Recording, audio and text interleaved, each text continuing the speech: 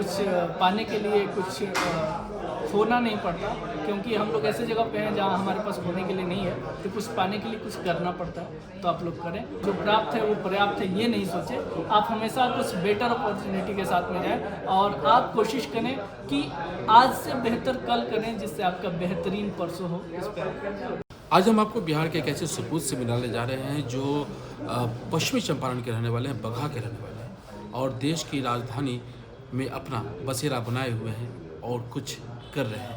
आइए जानते हैं उनसे कि उनका मोटिव क्या है, उनका मिशन क्या है।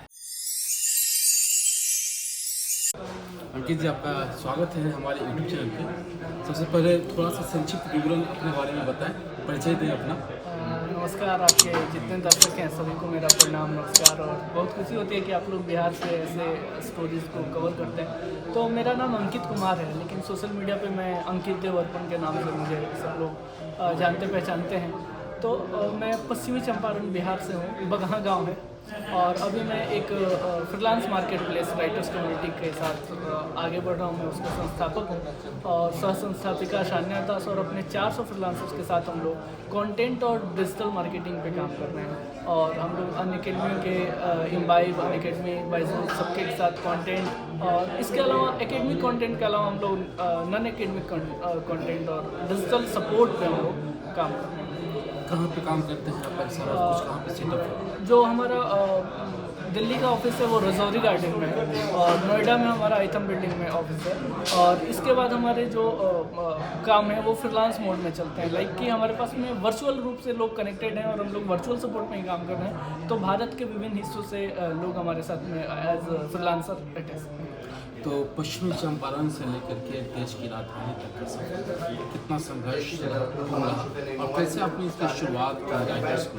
ओके, तो देखिए, पश्चिमी चंपारण से तो थोड़ा एक जो हमारे बिहार में है सिस्टम कि हम लोग सब बड़े अच्छे फैमिली से नहीं हैं, तो थोड़ा स्ट्रगल रहा कि माता जी उस समय आंगनबाड़ी में थी, पिताजी के पास पहले तो कोई रोज़गार नहीं था, बाद में प्राइवेट टीचर रहे, उन्होंने बहुत चीज़ मतलब छोटे छोटे काम किए और आगे बढ़े।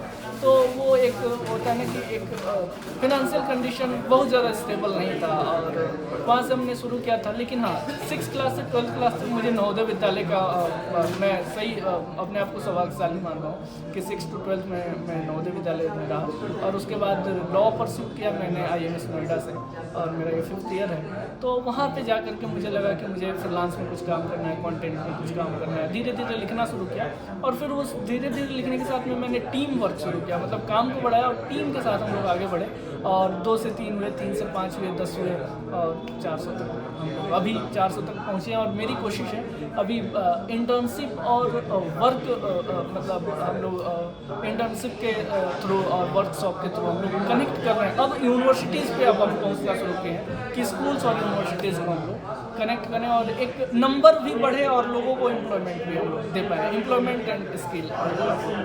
ये जो आपने कहा कि वर्चुअल कनेक्टिविटी सब लोगों के साथ, तो ये जो सब्जेक्ट है, विषय है, भाषा है, वो क्या है आपके राइटिंग का? ओके, तो मैं तो हिंदी लिखता हूँ, हिंदी पढ़ता हूँ, हिंदी बोलता हूँ, हिंदी से मुझे प्रेम है। लेकिन हाँ, सस्टेनेबिलिटी के लिए केवल हिंदी मुझे नहीं लगता इनफ है। तो हिंदी और अंग्रेजी के अलावा हम लोग लोकलाइजेशन यानी रीजनल लैंग्वेजेस, और उसके बाद से हम लोग फॉरेन लैंग्वेजेस पे काम कर रहे हैं। JNU के बच्चे हमारे साथ में फ्रेंच पे काम करते हैं, जर्मन पे काम करते हैं, और साउथ इंडियन लोग जो हैं हमारे साथ तमिल, तेलुगु, कन्नड़ पे काम करते हैं। वेस्ट बंगाल को लोग हमारे साथ बंगाली कंटेंट पे काम करते हैं, महाराष्ट्र से मराठी पे काम करते हैं। तो हमने 19 लैंग्वेजेस में हमने खुद को अभी तक एक्सप्लोर किया है, और एक लोकलाइजेशन के गैप को हम लोग फिल करने का प्रयास कर रहे हैं कि धीरे धीरे वो गैप कैसे फिल हो, ट्रांसलेशन आए। मशीन ट्रांसलेशन पे मैं रिलाई नहीं करता और क्लाइंट्स भी रिलाई नहीं करते। वहाँ उनके पास इतने शब्द नहीं हैं और इतनी जानकारी नहीं है, वो सब कोडेड है। तो इसलिए हम लोग मैनुअल ट्रांसलेशन को और मैनुअल स्क्रिप्टिंग को ज़्यादा अच्छा बनाने के लिए और लोकल ऑडियंस तक रीच बनाने के लिए हम लोग इन भाषाओं में काम करते हैं। मोटिव क्या है उसका? पहली बार जो हमारा मोटिव है ना, वो तो मेरे साथ स्कैम हुआ था, तो उस स्कैम को अब धोता नहीं रहूँगा कि हाँ मेरे साथ स्कैम हुआ। अब उसके एलिमिनेशन का टाइम है, मैं उसको हटा रहा हूँ। 0 स्कैम पहला मोटिव है। उसके बाद से हम लोग वर्चुअल असिस्टेंट्स, लोगों को मतलब घर बैठे सारी सुविधाएं मिले। तीसरा एम्प्लॉयमेंट जनरेट कर पाए हम लोग, और मिनिमम वेज तो मिले। मतलब मैंने सुना है लोग कहते हैं 12 पैसा पर वर्ड पे मैं काम कर रहा हूँ, 10 पैसा पर वर्ड पे काम कर रहा हूँ। ये मुझे लगता है ना कि ये कंटेंट के मार्केट में ना एक्सप्लॉयटेशन है, शोषण किया जा रहा है उन राइटर्स का ना जो अपना पूरा एफर्ट लगाते हैं और मिलता है उनको 10 रुपया पर वर्ड। किसी का ह्यूज अमाउंट क्लाइंट्स नहीं देते हैं। तो वो मिनिमम वेज मिले, लोगों को एम्प्लॉयमेंट मिले और जीरो स्कैम हो। मतलब मैं नहीं कर पाऊंगा, आई नो कि मैं सारे वर्ल्ड को स्कैम फ्री नहीं करूँगा, लेकिन एक इनिशिएटिव उस साइड में मैं जाऊँ। और दूसरा चीज़ की कंटेंट की आपने बात की, तो मैंने पहले बताया कि एकेडमिक कंटेंट हम देते ही हैं। नॉन एकेडमिक कंटेंट मतलब वेबसाइट का कंटेंट है, ब्लॉग्स है, न्यूज़ राइटिंग है, ट्रांसलेशन है, स्क्रिप्ट राइटिंग है, फिल्मों के लिए लेखन है। ये सारी चीज़ें हम लोग धीरे धीरे प्रोवाइड कर रहे हैं। और थोड़ा सा अब मैंने चेंज किया है कि हम गीत की तरफ थोड़ा सा कोशिश कर रहे हैं कि गीतों की तरफ भी हम जाएँ, क्योंकि गीत जो है ना अभी तक कंप्लीट कमर्शियल नहीं है। Poems are not completely commercial, but इसके राइटर्स हैं। तो अब मेरा थोड़ा सा नेक्स्ट है कि अब हम पोएम से गीत पे थोड़ा एकेडमिक कंटेंट की बात आप कर रहे हैं, तो अध्ययन से संबंधित है। तो बिहार में जो शिक्षा है और शिक्षा जैसा भी है, उसको बिहार में शिक्षा का प्रसार के लिए, अच्छी शिक्षा के लिए आपकी वेबसाइट के द्वारा कुछ काम किया जा रहा है, आप लोगों के द्वारा कुछ काम किया जा रहा है, या फिर भविष्य में करने की योजना है? टू बी वेरी फ्रैंक, मैं झूठ नहीं बोलूँगा, अब तक हमने इस पे काम नहीं किया है। बिहार को हमने अभी तक हमारे लिए अनटच्ड रहा है। लेकिन हाँ, हम लोग WC स्टार्टअप समिट करने वाले हैं मार्च में, अभी डेट नहीं फाइनल है। उसके बाद से हमने मुस्कान ड्रीम्स फाउंडेशन के साथ में अभिषेक दुबे और मनोज भैया के साथ में हमने कोलैबोरेशन किया है, और उनको हमने कहा है कि WC स्टार्टअप समिट के तुरंत बाद वो लोग डिजिटल स्कूलिंग पे काम कर रहे हैं, और वो डिजिटल स्कूल हमारे बिहार में अभी तक नहीं आया है। तो हमारी बातचीत चल रही है मुस्कान ड्रीम से, और हमारा कहीं ना कहीं मन है कि हम इस पर काम करें। दूसरा, सोशल बीन फाउंडेशन NGO के द्वारा हम लोग रूरल एजुकेशन को थोड़ा सा अच्छा बनाने में काम कर रहे हैं, लेकिन अभी तक इस पर एग्जीक्यूशन हमने जीरो एग्जीक्यूशन है। लेकिन हाँ, हमारी बातचीत चल रही है। राइटर्स कम्युनिटी एजुकेशनल रिफॉर्मेशन में काम नहीं कर पाती, इसलिए हम कोलैबोरेटिव रिवोल्यूशन पे वर्क करेंगे। दूसरी और कुछ है बिहार को लेकर? हाँ, बिहार को लेकर के हमारी योजना है, जो हमने अभी बताया स्टार्टअप समिट। इसमें हम फाउंडर्स को मतलब कंपनियों के फाउंडर्स को और बिहार के लगभग 150 स्टार्टअप्स को कनेक्ट कर रहे हैं। ये ऐसे स्टार्टअप्स हैं ना जिनके वो फंड नहीं मिल रहा है, जिनको लोग नहीं जान रहे हैं, या फिर लोग जान रहे हैं तो उनको वो बूम नहीं मिल रहा। कई मैं ऑर्गेनाइजेशंस जानता हूँ जो वॉलंटियरली काम कर रहे हैं कि वो स्टार्टअप तो हैं, बट वो उनका कोई रेवेन्यू सिस्टम अपना नहीं है, उनको कहीं से पैसा नहीं आ रहा। लोग कहते हैं यूट्यूब से कमाता होगा, फेसबुक से कमाता होगा। सब जानते हैं ना कि वहाँ की कमाई कितनी है कि वो मतलब अपने टीम को भी नहीं सस्टेन, हाँ बिल्कुल वो टीम को सस्टेन भी नहीं करा पा रही है। तो इसलिए हमने बात की है कई फाउंडर्स से, I will reveal the name soon. तो उन लोगों के साथ में हम लोग मिलकर के स्टार्टअप समिट करेंगे और बिहार के एक इकोसिस्टम चेन को स्टेबल करेंगे। लाइक यहाँ के फाउंडर्स को कैसे हेल्प मिले, ये लोग कैसे साथ में काम करें, इनकी टीम कैसे बिल्ड हो, और बिहार के लोगों की हायरिंग बड़े MNCs में या बड़े अच्छे स्टार्टअप्स में, यूनिकॉर्न्स में कैसे हो, बिहार के लोग वहाँ तक कैसे पहुँचे, इस पर हम हमारा एकदम ये प्लान है।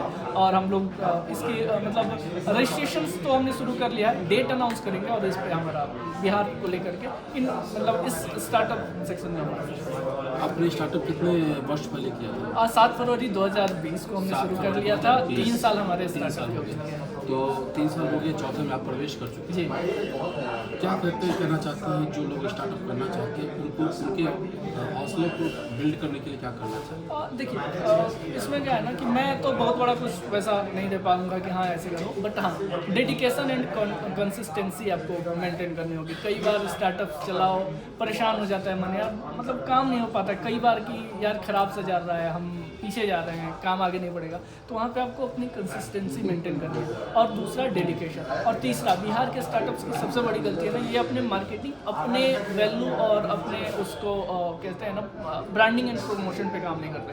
तो ये कहीं ना कहीं कारण, ये बिहार के साथ कारण है कि बहुत अच्छा काम करके भी ना इनिशिएटिव्स अच्छे होते हैं, बट हम उसके वैल्यू को नहीं मॉडिफाई कर पाते। और चौथा जो मैंने सोच रखा है कि बिहार के कई लोगों के पास में आइडियाज़ हैं, बट उनके पास में 2,000 रुपये नहीं है कि वो डोमेन और होस्टिंग खरीद पाए।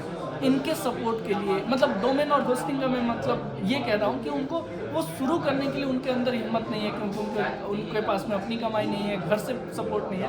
तो इनके लिए मेरा प्रयास है कि स्टार्टअप इंस्टेंट के नाम से हम एक योजना लेकर के आएंगे, और उसमें ये इन विजन्स को सपोर्ट करने के लिए मिनिमम 10,000 अमाउंट देंगे कि ये विजन्स आगे बढ़े। और मुझे लगता है कि 100 में अगर हमने ऐसा कुछ किया तो 1 या 2 स्टार्टअप तो बड़ा करेगा। ये मेरा इसमें एक परेशानी और भी है, सिर्फ पैसे की कमी नहीं है, एक परेशानी ये भी है कि लोगों को डर है कि ठगे जाने का, क्योंकि जो होस्टिंग वगैरह जो होता है ना उसमें भी बहुत सारा स्कैम है। हाँ, देखिए वो मैं समझ रहा हूँ कि वहाँ पे स्कैम होता है, लेकिन इस डर से अगर मैंने भी सोचा होता ना कि यार डर है, राइटर्स कम्युनिटी नहीं चल पाएगी, लोग नहीं जा पाएंगे, डोमेन होस्टिंग में फ्रॉड होगा, तो नहीं, आप सिक्योर प्रोसेस, आपको वेबसाइट डेवलपमेंट करना है, आप राइटर्स कम्युनिटी के पास में आओ, हम आपको सर्विस देंगे। और हम ये नहीं करें कि हमारी सर्विसेज आप लोग, अर्निस्टा है और कई वो CSS फाउंडर है और कई ऐसी कंपनियों का मैं नाम जानता हूँ जो लोग काम कर रहे हैं इन सारी चीज़ों में। तो आप किसी अच्छे के पास जाओ रेदर देन कि आप ही मैंने देखा है स्टार्टअप्स में, बिहार के स्टार्टअप्स में फाउंडर भी वही है, CEO भी वही है, वो फाउंडर भी वही है, वेबसाइट भी वही मैनेज कर रहा है, सोशल मीडिया भी वही मैनेज कर रहा है, लोगों से क्लाइंट कम्युनिकेशन भी एक ही आदमी कर रहा है। ऐसे काम नहीं होता है, आपके पास में टीम होनी चाहिए, आप सारी टीम को वर्क सर्कुलेट करो और एक प्रोसेस में और मतलब प्रोफेशनल सर्विसेज पे काम करो, तो आप ये नहीं ठगे जाएंगे यहाँ। चलिए, नए लोगों को सफलता का कोई मंत्र अगर आप देना चाहते हैं तो ताकि वो सफल हो सके। नए लोगों के लिए सफलता का मंत्र है, मैंने एक बार जोश टॉक्स में कहा था कि कुछ पाने के लिए कुछ खोना नहीं पड़ता, क्योंकि हम लोग ऐसे जगह पे हैं जहाँ हमारे पास खोने के लिए नहीं है, तो कुछ पाने के लिए कुछ करना पड़ता है, तो आप लोग करें। और दूसरी चीज़ की आज जो मैंने कहा कि जो प्राप्त है वो पर्याप्त है, ये नहीं सोचे, आप हमेशा कुछ बेटर अपॉर्चुनिटी के साथ में जाएं और आप कोशिश करें कि आज से बेहतर कल करें, जिससे आपका बेहतरीन परसों हो। इस पर बहुत बहुत धन्यवाद। चलिए, तो बगहा से देश की राजधानी तक का सफ़र तय किया है हमने, काफ़ी संघर्ष वाला जीवन रहा है और आज ये सफल है और सफल होना है। उम्मीद है इनकी बातें आपको प्रेरित करेगी। आपको ये वीडियो अच्छा लगा हो, तो लाइक कीजिए, शेयर कीजिए, सब्सक्राइब कीजिए हमारे चैनल को। हम फिर मिले किसी और अपडेट के साथ। नमस्कार, जय भारत, जय भारत।